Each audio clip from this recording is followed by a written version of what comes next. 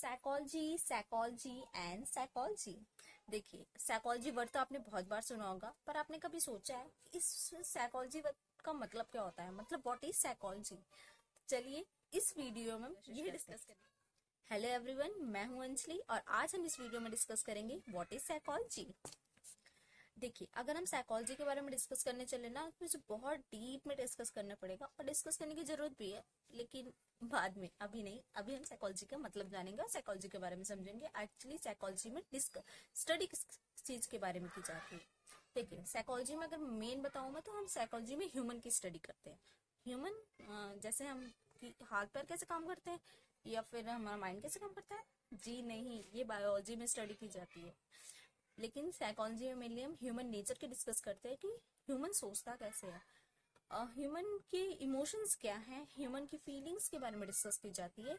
ये सारी चीजें हम साइकोलॉजी में डिस्कस करते हैं। फॉर एग्जाम्पल, जैसे कि अगर मान लो कोई एक बच्चा है जो 10th में फेल हो गया, वो एकदम से डीमोटिवेट हो गया, लेकिन आफ्टर सम टाइम उसको ऐसा उसने पढ़ाई शुरू की और एकदम से वो फर्स्ट या फिर किसी पोजीशन पे आ गया, तो उसको ये मोटिवेशन मिला कहाँ से?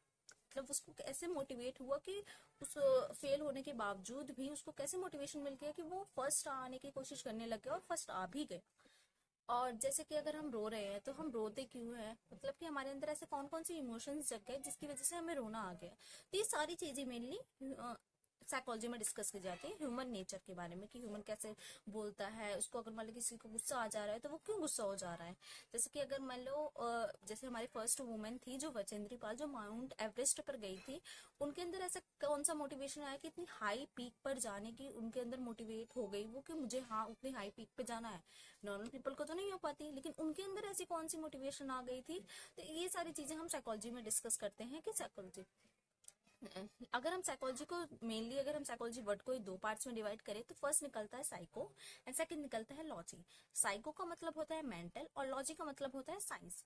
जी हाँ, ये भी साइंस ही है, लेकिन वो बायोलॉजी केमिस्ट्री वाली साइंस नहीं है। ये ऐसी साइंस है जिसमें ह्यूमन के मेंटल, मतलब कि ह्यूमन की इमोशंस, फीलिंग्स, कि हम थिंकिंग, कि हम सोचते क्यों हैं, हमारे इमोशंस कैसे आते हैं, कैसे कंट्रोल में कर सकते हैं हम अपनी इमोशंस को, अपनी थिंकिंग को कैसे कर सकते हैं। जैसे कभी कभी बोलते हैं ना कि जुबान सही जगह पर खोलनी चाहिए, तो हम अपनी जुबान को कैसे कंट्रोल कर सकते हैं, अपनी इमोशंस को कैसे कंट्रोल कर सकते हैं।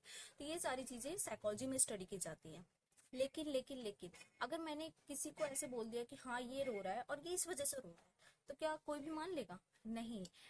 इसमें भी ऐसा नहीं होता। जैसे हम वर्ड में देखा कि इसमें साइंस इंक्लूड हो रहा है, तो साइंस में क्या चाहिए होता है? फैक्ट्स चाहिए होता है किसी भी चीज को प्रूव करने के लिए।